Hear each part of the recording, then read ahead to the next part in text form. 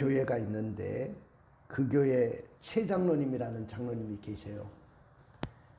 근데 이 최 장로님이 지금은 큰 일꾼이 되어 있지만은 그분이 예수를 믿기 전에는 성격이 굉장히 와일드하고 소위 세상에서 좀 놀던 사람이었어요. 이런 사람이 늦지막에 예수를 영접하게 되고 하나님을 만나게 됐어요.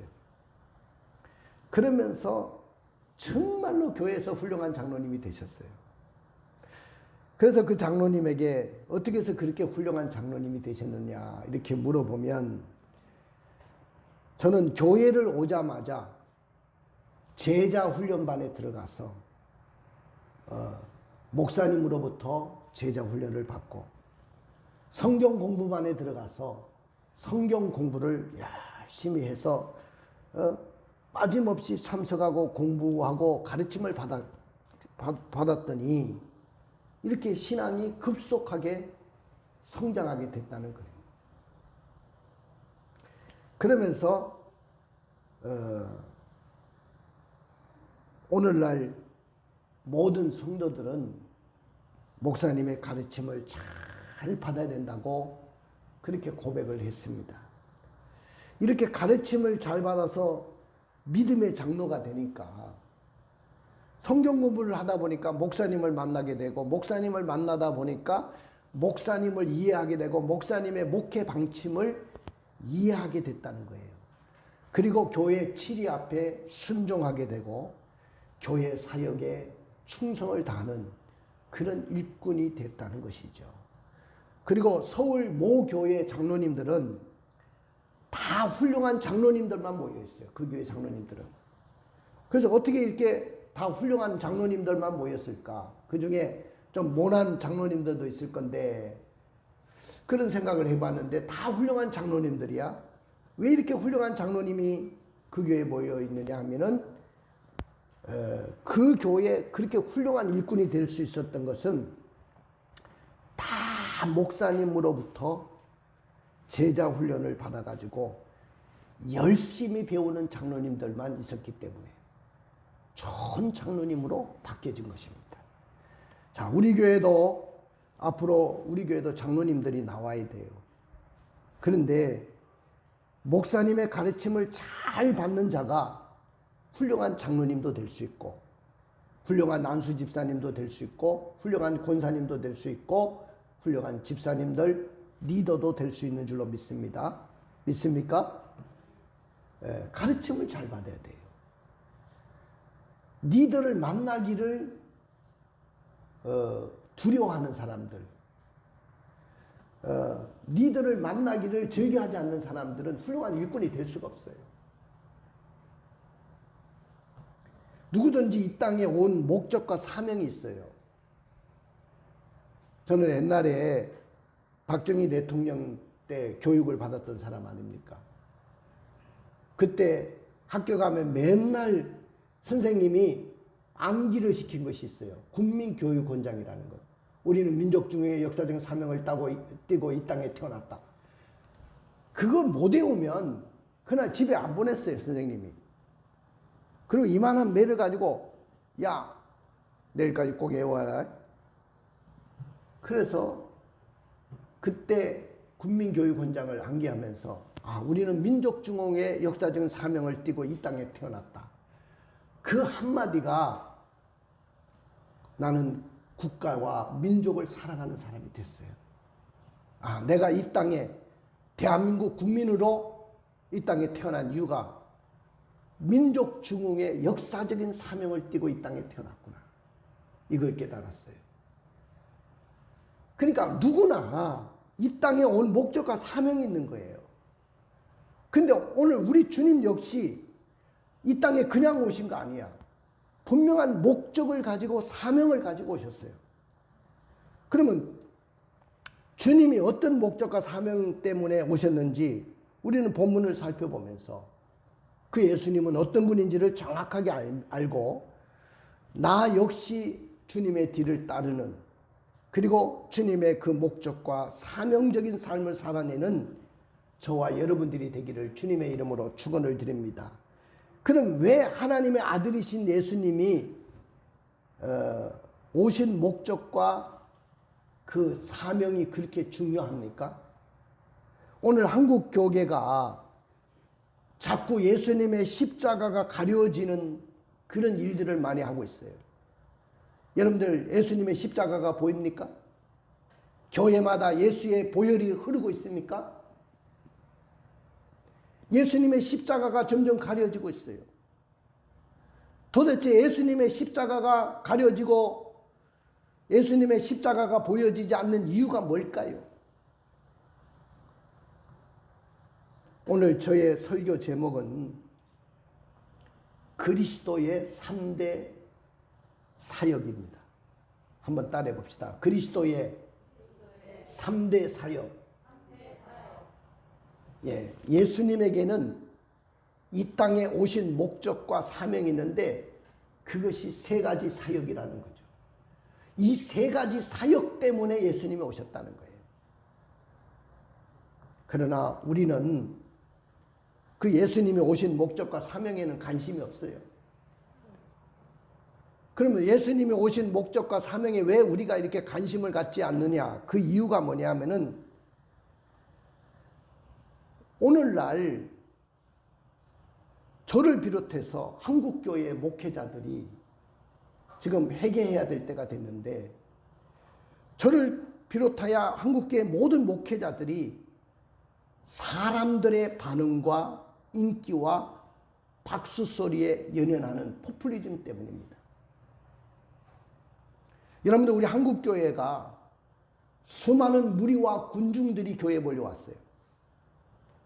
수많은 무리와 군중들이 교회에 인산인해를 이루고 몰려왔을 때 이 목사님들은 그들을 그리스도의 제자로 만드는 그런 일을 하지 않고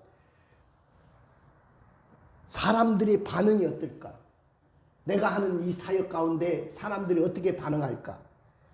그리고 나는 어떻게 하면 사람들의 인기를 끌까? 어떻게 하면 사람들의 박수 소리를 받으면서 살아갈까? 여기에 연연하는 포퓰리즘의 사역을 감당하고 있었기 때문에 오늘 한국교회 비극을 이렇게 가져왔다고 저는 봅니다. 코로나19 시대가 오면서 한국교회는 완전히 잘못 가고 있었다는 것을 분명하게 우리에게 현실적으로 보여주고 있어요. 예수님의 공생애 동안에 이 땅에 오신 목적과 사명을 주님은 이루기 위해서 거기에 온 마음과 온 정열을 다 쏟아냈어요. 이 3대 사역에. 예수님은 이 3대 사역의 모든 포커스를 다 맞추고 공생애를 지냈습니다. 그렇지만은 오늘날 저를 비롯하여 모든 목회자들은 사람들의 반응과 인기와 박수 소리에 연연했어요. 예수님은 그게 연연하지 않았어요. 많은 군중들, 많은 무리들의 반응, 그 무리들을 통해서 받는 인기, 박수 소리, 그거 연연하지 않았어요. 지금 우리 한국 사회는 이제 내년에 대통령 선거를 앞두고 많은 여야의 대선 후보들이, 지금은 예비 후보들입니다만은 대선 후보들이 지금 나왔습니다. 그런데 이 자신이 대통령이 되겠다고 하는 사람들은 왜 대통령이 되는지 목적과 사명을 분명히 가져야 돼요. 나는 대통령이 되기 위해서는 이런 목적과 사명을 가지고 나는 대통령이 되겠습니다. 이것이 분명해야 돼요. 그런데 그런 내가 대통령이 되겠다는 목적과 사명이 분명한 것이 아니고 다만 표를 의식해가지고 앞으로 어떻게 하면 국민들의 표를 받아서 내가 대통령에 당선될까? 여기에만 관심 갖기 때문에 사람들의 반응과 사람들의 인기와 박수 소리에 연연하는 그런 포퓰리즘이 극성을 부리고 있어요. 다 이거 표 받기 위해서 하는 거 아닙니까? 그런데 이런 일이 한국교회에도 그대로 목회자들 가운데 흘러가고 있어요. 그대로 불어와가지고 오늘날 목회자들조차도 다 무리와 군중들, 그 관심을 쫓아 사역을 하는 바람에 예수님의 십자가가 가려지고 있어요. 예수님의 보혈의 피가 교회 안에 흐르지 않습니다. 그러나 이 세상에서 가장 허무한 것이 뭔지 아십니까? 이 세상에서 가장 허무한 것은 사람들의 반응과 인기와 박수 소리에 연연하는 일이에요. 이거는 정말로 허무한 것들이에요. 그럼에도 불구하고 오늘날 저를 비롯하여 모든 목회자들이 사람들의 반응, 사람들에게 얻는 인기, 박수 소리에 포커스를 맞추고 사역을 하고 있습니다. 그러나 한국교회가 바른 길을 걸어가려고 하면 여기에 연연하지 말고, 이런 포퓰리즘에 연연하지 말고 예수님이 이 땅에 오신 목적, 예수님이 오신 이 사명을 깨닫는 데부터 시작이 됩니다. 예수님이 오신 목적과 사명을 정확하게 인식하지 않고 예수님이 오신 목적에 맞추어서 사역을 하지 않는다고 한다면은 한국교회의 타락의 길은, 한국교회가 망하는 길은 막아낼 수가 없어요. 지금 그렇게 수많은 사람들이, 그렇게 몰려왔던 성도들이 다 어디 갔습니까? 교회들마다. 코로나 때문에 그렇다고요? 아니, 코로나가 막아도 목숨을 내걸고 여러분들 예배당을 지켜낼 수 있는 성도들을 만들어내야 되는데 수많은 무리와 군중들만 만들어냈기 때문에 오늘날 그 사람들이 다 어디 갔습니까, 여러분들? 우리는 현실을 지금 직시하고 있는 거예요.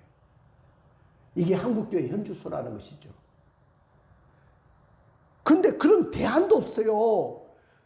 이런 가운데 어떻게 한국교회를 세워나갈 것인가, 대안조차도 없습니다. 예수님이 오신 목적에 교회가 사역에 포커스를 두지 않고 몰려오는 군중들과 무리들의 싸구려 신앙에 지나치게 많은 관심을 갖는 그 사역에 포커스를 맞추다 보니까 어떻게 하면 사람들을 끌어모을까? 어떻게 하면 사람들에게 인기를 얻을까? 어떻게 하면 사람들로부터 박수 소리를 받을까? 여기에 포커스를 맞추는 사역을 감당하다 보니까 그 사람들, 그 무리와 군중들에게 완전히 속아서 지금 완전히 교회가 다 무너지고 있는 거예요. 교회에 수많은 무리들과 군중들이 예배 자리에 나옵니다. 나도 그걸 많이 봅니다만, 예배 자리에 나와가지고 손을 들고 눈물을 흘리면서 감정적으로 찬양을 드리는 그 젊은이들을 봅니다. 그런데 그 사람들 거기에 속지 마세요. 그 사람들이 지금 어디 있습니까, 여러분들? 그렇게 손을 들고 그렇게 찬양하고 감정적으로 찬양을 올려드렸던 그 젊은이들이 지금 다 어디 있느냐, 그 말이죠. 그거나 이것이 부흥이라고 생각하고 있어요. 사람들이 많이 모이고 군중들이 많이 모이고 무리들이 많이 모이면 이건 부흥이다. 그러지 못한 교회는 그건 부흥도 아니야. 그렇게 치부했는데 지금 한국교회 현주소가 어떻습니까, 여러분들? 지금 와보니까 그건 가짜 부흥이었어요. 가짜 부흥. 부흥이 아니었어요. 그 다음에 두 번째로 우리는 예수님의 오신 목적과 사명에 관심을 갖지 못하는 두 번째 이유가 뭐냐 하면은 예수님을 따르는 제자로서의 필요한 대가를 지불하고 손해볼 각오를 하지 않기 때문입니다. 여러분들, 내가 예수님의 제자가 되고 예수님의 제자로 따르기를 원하는 사람들은 반드시 손해도 있고 대가도 지불해야 되는 거야. 대가도 지불하지 않고 손해볼 각오도 없는 사람들이 그냥 신앙생활 한다고 보니까 그런 손해가 오고 어떤 대가를 지불해야 되는 상황이 왔을 때는 다 무너지고 마는 거죠. 여러분들, 교회가 진짜 부흥을 이루기 위해서는 예수님의 제자가 돼야 돼요. 예수님의 제자가 되기 위해서는 필요한 대가를 지불해야 되고 예수님 때문에 손해를 각오도 해야 되는 그런 결단이 있어야 되는 것이죠. 제자가 되면 옛날에는 무리나 군중 속에 남아 있었어요. 무리 속에 있었어요. 그런데 제자가 되고 보니까 그 무리나 군중 속에 남아있을 때 얻지 못했던 기쁨이 있더라는 거예요. 내가 제자로 대가를 지불하고 주님의 제자로서 살아보니까 옛날 무리 가운데 그냥 군중 속에 휩쓸려 가지고 신앙생활했던 그때에 얻지 못했던 기쁨이 있더라는 거예요. 그리고 이 땅에서도 하나님의 능력, 하나님의 권능을 실제로 경험하고 살아낼 수 있더라는 거죠. 무기력한 무리의 자리에서 이제는 무기력한 군중의 자리에서 일어나야 될 줄로 믿습니다. 대가를 지불할 각오를 가져야 되고 예수님 때문에 손해볼 각오를 해야 될 것입니다. 그러면 우리 한국교회는 절대로 이제는 이런 각오가 없다고 한다면 부흥을 기대할 수가 없는 거죠. 예수님의 제자로서의 확고한 정체성이 없는 사람들이 한국교회 수많은 무리와 군중 속에 있다 보니까 지금 코로나 시대에 다 무너지고 마는 거예요. 능력 있는 삶을 살아낼 수가 없는 것이죠.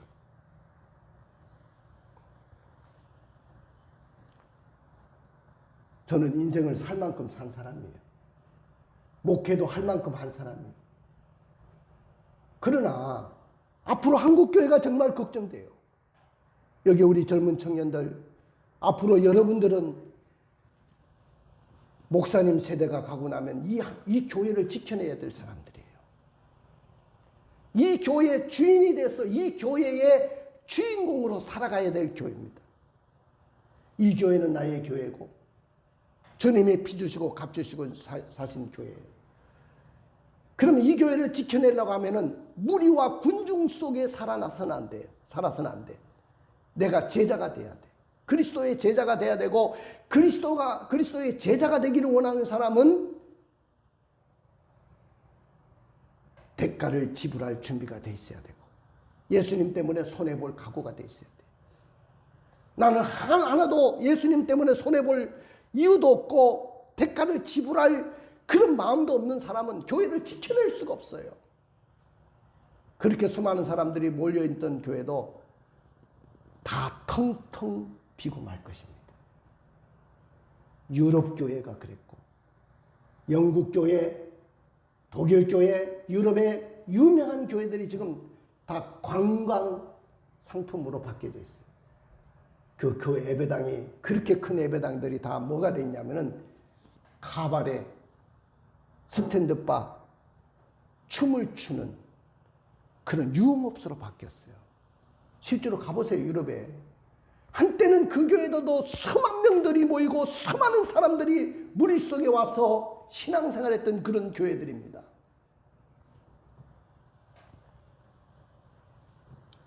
나는 오늘부터 제자로 살아내기로 결심할 수 있기를 주님의 이름으로 축원을 드립니다. 이것이 부흥입니다. 예수님이 이 땅에 오신 목적과 사명을 깨닫지 못하고 주님을 따르는 자 가운데에서는 자신의 유익을 위해서 따르는 그런 무리들이 너무 많았어요. 군중들이 너무 많았어요. 그러니까 자신의 유익을 위해서 주님을 따르다 보니까 자신의 이익을 위해서 주님을 따르다 보니까 자신의 유익이 채워지지 않으면 얼마든지 돌아서고 오히려 예수를 대적할 수 있는 사람들이었어요. 그들이 예수를 십자가에 못 박으라고 외쳤던 사람들이에요. 예수님을 따르던 무리들이. 이들은 주님을 따르면서도 군중 심리에 따라서 움직이는 사람들이었어요. 다 군중들은 군중 심리에 움직이잖아요. 자기 주관이 없어요. 자기 생각이 없어요. 내가 그리스도의 사람이라는 그런 정체성도 없어요. 그냥 군중 심리에 따라서 움직이는 거예요. 자신의 유익을 위해서만 주님을 쫓겠다는 그런 마음을 가지고 주님의 제자로서의 대가와 희생을 지불하려고 하지 않습니다. 자, 이 사람들의 이야기를 한번 제가 추론을 해봤어요. 합리적인 추론을 해봤는데 아마 이럴 거예요. 저희들은요, 한많은 세상에 태어나가지고 노마에게 나라를 잃어버렸어요. 많은 혈세를 내야 되고 혈세를 그렇게 로마 정부에 갖다 바치면서도 우리는 늘 굶주림과 고통 가운데 살아가는 불쌍한 자들입니다. 우리들에게 주님을 따르는 목적은 오직 한 가지밖에 없어요. 로마의 압제로부터 해방을 받고 우리를 이 배고픔, 이 지긋지긋한 배고픔의 서름과 고통에서 해방시켜 주실 메시아를 만나는 것입니다. 근데 지금 우리의 목적을 채워줄 메시아가 나타났다고 합니다. 그분이 나사렛 예수랍니다. 그래서 오늘도 우리는 배고픔을 채우기 위해서 우리 스스로 해결할 수 없는 문제를 해결하기 위해서 지금 이렇게 예수를 따르고 있습니다. 하면서 그들은 오늘도 자신의 굶주림을 채울 수 있고 나의 문제만 해결할 수 있다면 나는 예수님이 가는 곳마다 인산인해를 이루고 모여들겠다고 하면서 모여들고 있습니다. 그럼에도 불구하고 오늘 예수님은 그 무리들과 군중들과는 상관없이 분명한 목적을 가지고 3대 사역을 감당했어요. 하나님은 예수님이 이 땅에 오신 목적과 사명을 충실히 살아내기를 원하셨어요. 우리 예수님은 어떤 분이시냐면 가르치시는 분이었어요. 우리 예수님은 어떤 분이시냐면 천국 복음을 전파하시는 분이었어요. 우리 예수님은 모든 병과 약한 것을 고치는 전능자였어요. 자, 그러면 예수님이 오신 목적과 사명은 무엇이었을까요? 첫째로 가르치러 오셨다는 거예요. 뭐 하러 오셨다? 가르치러 오셨어요. 자, 우리 23절 읽어보세요. 23절. 예수께서 온 갈릴리에 두루 다니사 그들의 회당에서 가르치시며 천국 복음을 전파하시며 백성 중에 모든 병과 모든 약한 것을 고치시니. 자, 여러분들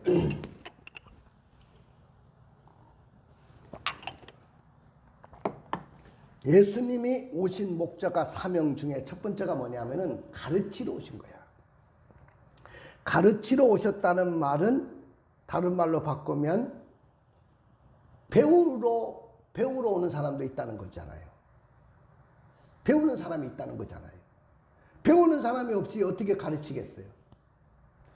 예수님은 납비로서 가르치는 사역을 매우 중요하게 생각하셨어요. 그래서 시간과 장소를 구별하지 않으시고 기회만 나면 가르치셨어요. 회당에서도 가르치시고 산 위에서 팔복도 가르치시고 배 위에서도 씨 뿌리는 비유를 사람들에게 비유로 가르치시고 길에서도 가늠하다가 현장에서 붙잡힌 여인과 그녀를 둘러싼 군중들을 가르치시고, 그러니까 예수께서는 가르치는 대상을 구분하지 않으시고 가르치셨어요. 먹을 것을 얻기 위해서 따르는 수많은 무리들과 군중들도 가르치시고, 또 자주 자신을 공격하고 있는 바리새인들과 서기관들도 가르치시고, 병고침을 받기 위해서 찾아오는 많은 환자들까지도 가르치시고 자신을 따르는 제자들에게 가르치셨어요. 그런데 예수님의 가르침은 당시의 서기관들과 바리새인들과의 가르침과는 달랐다는 거예요. 성경에 보니까 바리새인들과 서기관들의 가르침과 달랐다고 했어요. 예수님의 가르침은. 그 달랐다는 것이 뭐가 달랐다는 거냐면은 예수님의 가르침은 서기관들과 바리새인하고 비교해 본다면 권세 있는 가르침이었고 생명력이 넘치는 가르침이었다는 거예요. 생명력이. 그러니까 옛날에 서기관들과 바리새인들도 가르쳤지만은 그들에게는 권세도 없었고 그들에게는 생명력이 없는 가르침만 했다는 거죠. 바리새인들과 서기관들의 가르침은 이스라엘 백성들에게 무거운 짐과 고통만 안겨주었지만은 주님의 가르침은 백성들에게 소망을 주고 삶을 변화시키는 가르침이었다는 거죠. 바리새인들과 서기관들은 그들의 지혜로 가르쳤지만은 예수님께서는 성령으로 가르치셨고, 바리새인들과 서기관들은 말로만 가르쳤지만은 예수님의 가르침은 자기 자신의 삶으로 사심으로 가르쳤어요. 그래서 완전히 달랐어요. 자, 이 가르침을 받는 일에 교회가 관심을 가져야 돼요. 예수님이 가르쳤다면 이 사역에 모든 포커스를 모아야 돼요. 예수님이 가르치는 사역에 이렇게 포커스가 있었고 삶의 목적이 있었고 사명이 있었다고 깨달아진다면 오늘부터 우리 교회 모든 프로그램들은 가르치는 일에 전력을 쏟아서 그리스도의 제자들을 만들어내야 돼요. 믿습니까? 부천에 굉장히 부천에서 가장 큰 교회 목사님이 연세가 많이 드셨는데 이분이 갑자기 제자훈련 평신도 사역을 하겠다고 오셨어요. 그래서 제가 물어봤어요. 목사님 교회는 부천에서 가장 큰 교회인데 그냥 교회만 유지하시다가 뭐 은퇴하시면 되시지 뭐 하려고 힘들게 이 평신도 사역 제자훈련을 하려고 합니까? 그랬더니 자기가 은퇴 나이가 돼 보니까 옛날 자기의 선배들이 한 말들이 다시 생각나더라는 거예요. 선배들이 은퇴하면서 하는 말이 나는 무리와 군중들만 만들어냈어. 많은 사람들이 교회에 모였지만은 정말로 주님을 위해서 희생하고 주님을 위해서 대가를 지불할 만한 제자는 한 사람도 없었어. 그러니 너는 목회를 그만두기 전에 반드시 제자를 만들어냈으면 좋겠다.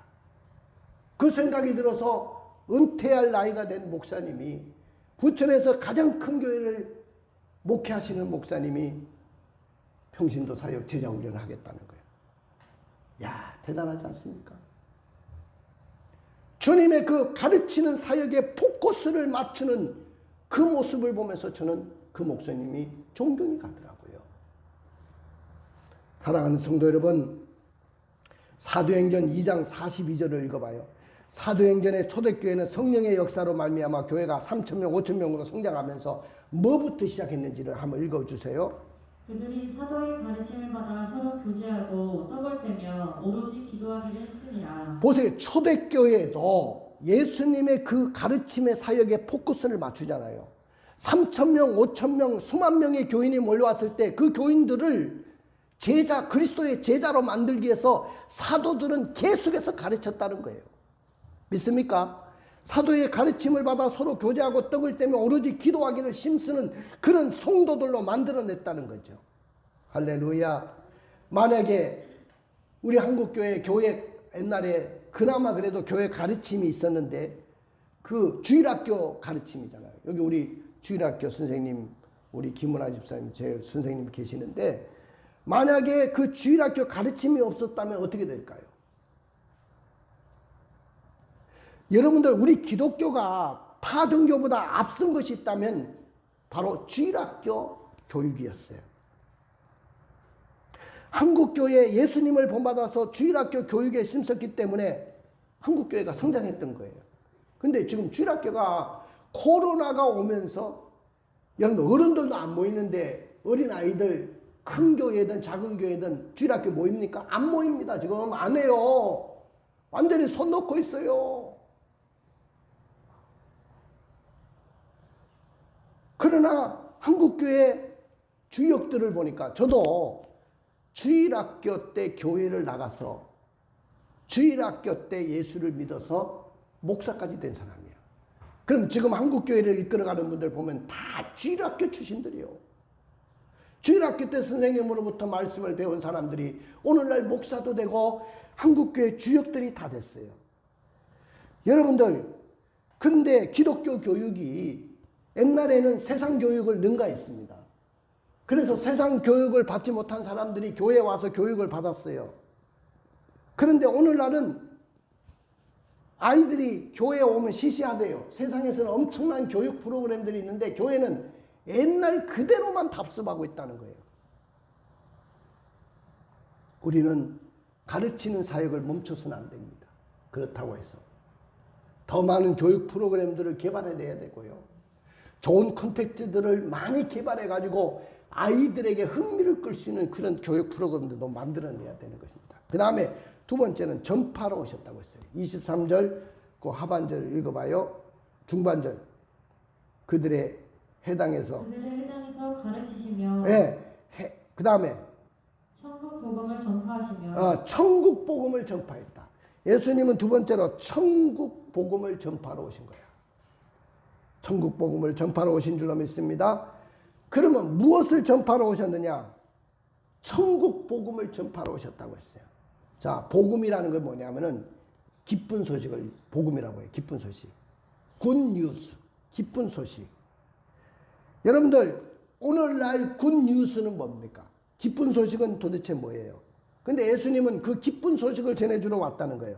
그러면 왜 하필이면 그 기쁜 소식이 천국의 소식을 전해주러 오셨을까요? 천국의 소식.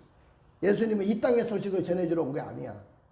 예수님은 천국 소식을 전해주러 온 거야. 천국의 기쁜 소식을 전해러 오신 분이 예수님이야.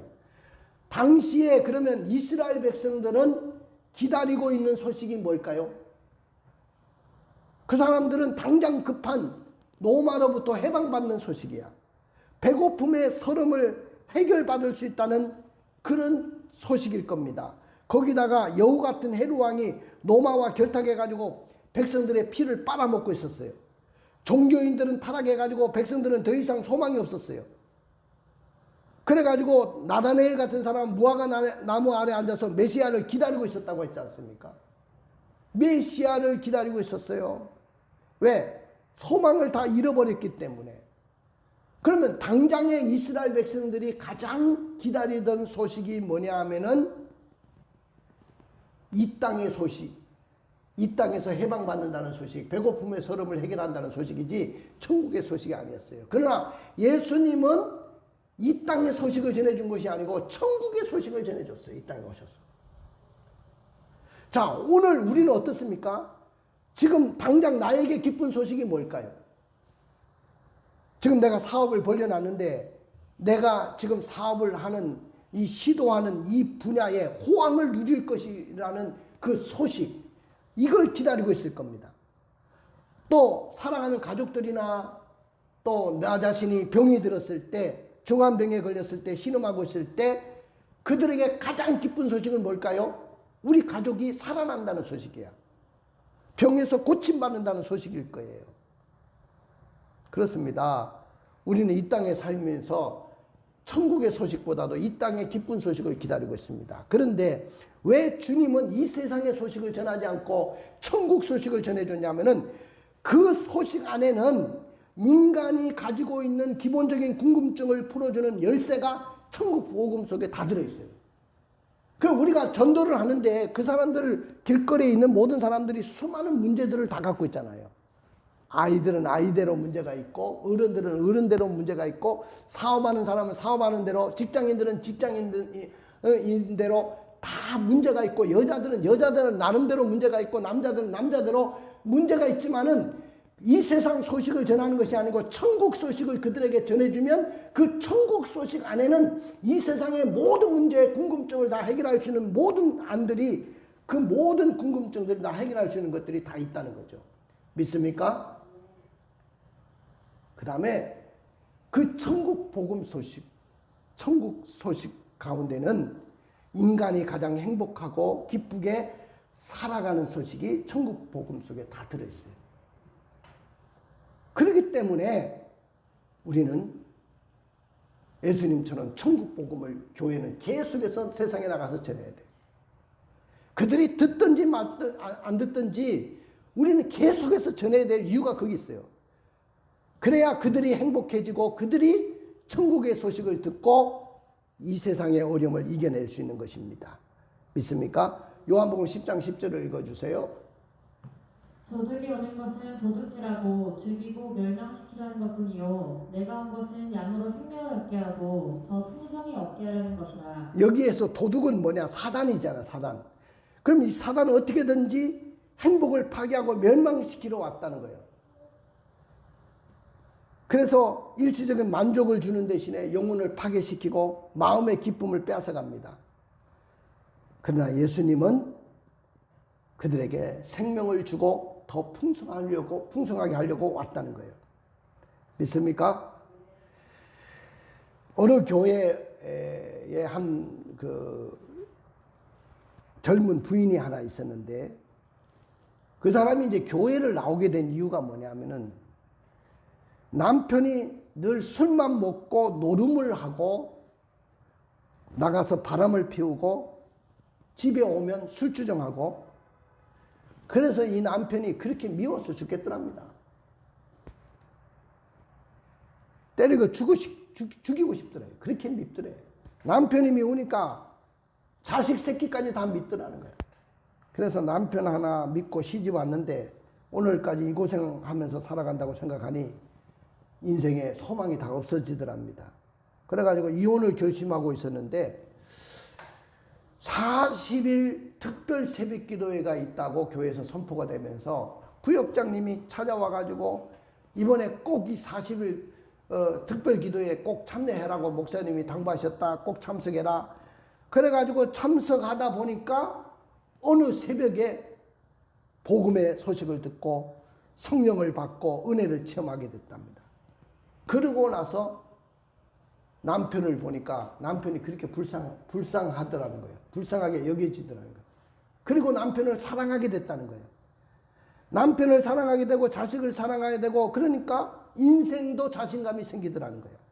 그래서 은혜에 감사해서 이혼할 때 쓰려고 모아두었던 돈을 다 교회 건축원금으로 다 갖다 바쳤다는 거예요. 그러니까 얼마나 기쁜지 몰랐다는 그런 고백을 한 것을 들었습니다. 사랑하는 성도 여러분, 복음은 어떻게 사람을 변화시키는 능력이 있습니까? 마태복음 4장 16절을 읽어볼까요? 흑암에 앉은 백성이 그 큰 빛을 보았고 사망의 땅과 그들의 앉은 자들에게 빛이 빛이었도다 하느니라. 흑암에 있는 백성들이 큰 빛을 보았고 사망의 땅과 그늘에 앉은 자들이 빛이 비추었도다. 이것이 복음인 줄로 믿습니다. 복음은 흑암에 있는 자들에게 빛을 주는 거예요. 사망의 그늘에 앉아서 울고 있는 자들에게 빛을 주는 것이 복음입니다. 그래서 복음을 계속해서 전해줘야 돼요. 이것이 예수님의 사역이었어요. 그 다음에 마지막 세 번째 사역은 뭐냐? 고치러 오셨어요. 예수님 뭐하러 오셨다? 고치러. 자, 23절 하반절부터 24절까지 읽어볼까요? 백성 중에 모든 병과 모든 약한 것을 고치시니 그의 소문이 온 수리아에 퍼진지라. 사람들이 모든 앓는 자, 곧 각종 병에 걸려서 고통당하는 자, 귀신 들린 자, 간질하는 자, 중풍병자들을 데려오니 그들을 고치시더라. 자, 예수님이 이 땅에 고치러 오셨는데 뭘 고치러 오셨어요? 모든 병을 고치러 오셨어요. 모든 병이라는 것은 안팎으로 있는 모든 병을 말하는 겁니다. 이 말은 경한 병도 있지만 중한 병도 되는 거고요. 방금 생긴 병도 있지만 오래된 병도 되는 거예요. 주님은 어떤 병이든지, 그것이 마음의 병이든지 영혼의 병이든지 육신의 질병이든지 모든 병을 고치러 오신 거야. 믿습니까? 교회는 이 사역을 감당해야 돼. 치유의 사역을 감당해야 돼. 아픈 사람들을 치유해 줄 수 있어야 돼. 아픈 사람들을 회복시킬 수 있는 이 사역에 포커스를 맞춰야 될 줄로 믿습니다. 그 다음에 모든 약한 것을 고치러 왔다. 약한 것이라는 것은 마음과 영혼, 그러니까 육체적인 기능 외에 마음에 채워지지 않는 부족한 것, 이런 것들을 치료하려고 주님이 오신 줄로 믿습니다. 주님이 뭐라고 말씀하셨어요? 사랑하는 자여, 내 영혼이 잘된 것 같이 내가 범사에 잘되고 강건하기를 원하노라. 할렐루야. 주님은 영혼이 잘된 것 같이 범사가 잘되고 우리의 육체가 건강해지기를 원하시는 줄로 믿습니다. 오늘 우리는, 여러분들 건강에 자신 있습니까? 우리 모두 몸과 마음과 영혼의 아픔에 신음하고 있는데 교회가 여기에 포커스를 두고 사역을 감당해서 그 아픔을 치유해 줘야 됩니다. 여러분들, 우리 최정은 우리 집사님, 우리 교회에서 집사로 임명받고 지금 파주에 가 있는데 나중에 온다고 하잖아요. 그 최정은 자매가 심장병이, 천성적으로 심장병이 계셨잖아요. 그래서 늘 고통받고 또 갑상선 저하증이 있어가지고 늘 힘들어하고 그랬는데 아기를 못 가졌다는 이야기는 난 못 들었어요. 근데 본인 신혼부부니까 나중에 아기를 갖겠지 이런 생각했는데, 나는 서상근 권사님 며느리가 저쪽에 앉아 있거든. 그러니까 아기를 가져야 된다고 늘 그래서 내가 사역을 사역을 할 때 오늘 아기를 갖는 역사가 일어나기를 원합니다 하고 이쪽을 보고 내가 외쳤거든. 그럼 저쪽에서 아멘 하고 받았으면 거기 아기가 들었었을 건데 이 사람은 아멘 안 한 것 같아 내가 보니까. 근데 이쪽에 앉아있는 최정은 자매가 저 뒤에 앉아있다가 그 목사님의 말씀이 자기의 말씀처럼 들리더라는 거야. 그래서 아멘 했더니 바로 임신한 거야. 할렐루야. 이제 둘째까지 가졌어. 둘째까지. 할렐루야. 여러분들 이것이 축복 아닙니까? 에? 병에 걸린 사람은 어떻습니까? 무엇보다 자신이 괴로워요. 다음으로 병이 들면 주변 가족들이 괴로워요. 그리고 돈과 정력을 다 쏟아야 돼요. 그런데 주님은 이 모든 병을 다 고치러 오셨다는 거예요. 교회에서 이 사역만 감당한다 하면 수많은 사람들이 몰려올 거예요. 앞으로 우리는 여기에 저는 포커스를 두려고 합니다. 애기 못 낳는 사람들 우리 교회 오십시오. 할렐루야. 애기 낳는 놀라운 역사가 일어날 것이고 마음에 병든 사람들 교회 오십시오. 마음의 병이 치유받을 것입니다. 또한 육신의 질병 든 분들 다 주님의 능력으로 치료받는 역사가 일어날 줄로 믿습니다.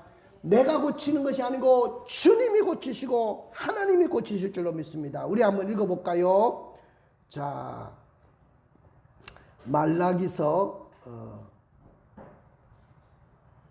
출애굽기 15장 26절. 출애굽기 15장 내가 몇 절이라고 주진 않은데 출애굽기 15장 26절을 읽어봐요. 이르시되 너희가 너희 하나님 나 여호와의 말을 들어 순종하고 내가 보기에 의를 행하며 내 계명에 귀를 기울이며 내 모든 규례를 지키면 내가 애굽 사람에게 내린 모든 질병 중 하나도 너희에게 내리지 아니하리니 나는 너희를 치료하는 여호와이니라. 나는 너희를 치료하는 여호와노라. 하나님이 치료하시는 분이다 그랬어요. 그리고 말라기서에 보면 내 이름을 경외하는 자에게는 공의로운 해가 떠올라서 치료하는 강선을 비치리니 너희가 나가서 예양간에서 나온 송아지처럼 뛰리라. 할렐루야. 여러분들 주님께 나올 때 질병이 치료받습니다. 주님께 나와야 돼요. 아픔이 있는 분들은 다 주님께 나오세요. 교회 나오세요. 그 주의 말씀을 들으세요. 그럴 때 치료받습니다. 주님 앞에 나오는 사람들이 다 치료받았어요. 그 다음에 사모하는 영혼들이 치료받았어요. 그래서 예수님이 늘 물은 것이면 너희가 낫기를 원하느냐? 주여 원하시면 저를 깨끗하게 될 줄로 믿습니다. 낫기를 원하느냐고 주님이 물으셨어요. 사모하는 영혼을 치료하시는 거예요. 그 다음에 절대적인 믿음을 가진 자가 치료받았습니다. 믿음을 보시고 치료하셨어요. 자, 우리 마가복음 9장 23절 읽어보세요. 예수께서 이르시되 할 수 있거든이 무슨 말이냐 믿는 자에게는 능히 하지 못할 일이 없느니라 하시니. 할 수 있거든이 무슨 말이냐? 믿는 자에게는 능치 못할 일이 없다고 했어요. 여러분 믿으십니까? 이 말씀 믿으세요? 믿음이 있어야 치료받는 거예요. 아무나 치료받는 게 아니고 믿음을 가져야 돼요. 그리고 불타는 소원을 가져야 되는 것입니다. 그럴 때 주님이 다 치료하실 줄로 믿습니다. 자, 우리 따라해 봅시다. 예수님이 오신 목적은 3대 사역입니다. 예수님이 오신 목적은 가르치는 사역이었어요. 예수님이 오신 목적은 복음을 전파하는 사역이었어요. 예수님이 오신 목적은 고치는 사역이었어요. 만약에 예수님이 오신 목적대로 살지 않았다면 우리에게 행복과 즐거움을 줄 수 없었을 것이고 우리에게 구원과 해방도 없었을 겁니다. 그러므로 예수님이 오신 목적은 3대 사명이었어요. 예수님이 오신 3대 사역의 그 복음을 믿는 자들에게는 삶이 변화되고 제자로 세움을 받게 될 것입니다. 그리고 인간의 궁금증이 해결되고 인간의 행복과 구원이 안겨질 겁니다. 또 우리의 몸과 마음과 영혼의 질병을 고침받게 될 줄로 믿습니다. 가슴에 손을 얹어보세요. 눈을 감아보십시오. 눈을 감아보세요. 지금 우리는 참 어려운 시대를 살고 있고 코로나19 재앙 가운데 살고 있습니다. 오늘 여러분들이 말씀을 들으셨어요. 생명의 말씀을 들었는데 결심도 중요하지만 실천하는 것이 중요합니다. 들어도 실행하지 않으면 의미가 없어요. 우리가 예수님이 오신 목적은 3대 사역을 만나기 위해서죠. 교회가 말씀을 가르치는 사역을 해야 되고, 교회가 복음을 전파하는 사역을 감당해야 되고, 교회가 병든 자와 약한 자를 고치는 사역을 충실히 감당할 때 이 지역을 뛰어넘어 소문이 날 것이고, 허다한 무리가 교회에 와서 제자로 쓰임을 받게 될 줄로 믿습니다. 할렐루야. 우리 다